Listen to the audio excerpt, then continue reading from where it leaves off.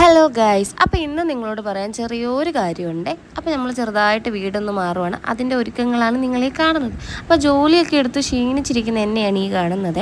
പിന്നെ ഈ ബോട്ടിലൊക്കെ ഞാൻ കാണിച്ചു തരാം. ഇതൊക്കെ നമ്മൾ റിയൽ ബസാറിൽ നിന്ന് വാങ്ങിയതാണ്. ഗ്ലാസിൻ്റെ ബോട്ടിലാണ്, നല്ല അടിപൊളി ക്വാളിറ്റി ഉള്ള ബോട്ടിലാണ്. ഈ ബോട്ടിലിനൊക്കെ ജസ്റ്റ് 30 രൂപയേ ഉള്ളൂ. ആദ്യം ഇതെടുത്തപ്പോൾ ഞാൻ വിശ്വസിച്ചില്ല, അങ്ങനെ ഞാൻ കുറേ വാങ്ങിയായിരുന്നേ. അതുകൊണ്ട് ഇതിനെല്ലാം ആണെങ്കിൽ 25 രൂപയേ ഉള്ളൂ. ഞാൻ കുറേ സൈസിലുള്ളത് വാങ്ങിയിട്ടുണ്ടായിരുന്നു, തീരെ ചെറുതുമൊക്കെ. ഈ തീരെ ചെറുതിൽ 15 രൂപയേ ഉള്ളൂ.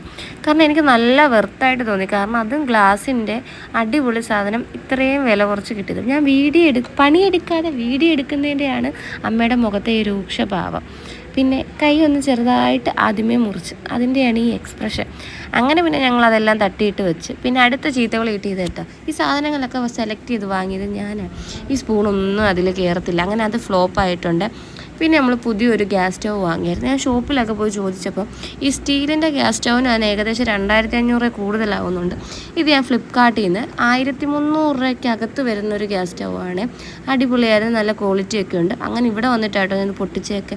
ഞാൻ ആദ്യം റിബൺ അയക്കാൻ നോക്കിയെങ്കിലും നടന്നില്ല. പിന്നെ ഒന്നും നോക്കിയില്ല, അമ്മ ഇരുമ്പൊക്കെ വെച്ച് കട്ടിച്ച്. പിന്നെ അതിൻ്റെ ഓരോ പാർട്സായിട്ട് നമ്മളെടുത്ത് എല്ലാം സെറ്റാക്കുന്നുള്ള പരിപാടിയിലാണ് ഞാൻ. വേറെ ആരുടെ ആവശ്യമില്ല, ഞാൻ തന്നെ സെറ്റാക്കാമെന്നും പറഞ്ഞാണ് ഞാൻ തുടങ്ങിയത്. എന്തായാലും ലാസ്റ്റ് ഓരോന്നായി കണ്ടുപിടിച്ച് നമ്മൾ മൊത്തത്തിൽ സെറ്റായിട്ടുണ്ട്. അമ്മയ്ക്ക് ആദ്യം ഓൺലൈനിൽ നിന്ന് ഈ സാധനം ഞാൻ ഫ്ലിപ്പിൽ നിന്നാണ് വാങ്ങിയത്. ഒട്ടും താല്പര്യമില്ലായിരുന്നു. അതിൽ നിന്ന് വരുന്ന സാധനമൊക്കെ നല്ലതാണോ എന്നാണ് ചോദിച്ചത്. പക്ഷേ സാധനം അടിപൊളിയായിരുന്നു, ആ പൈസയ്ക്ക് നല്ല വെർത്തായിരുന്നേ.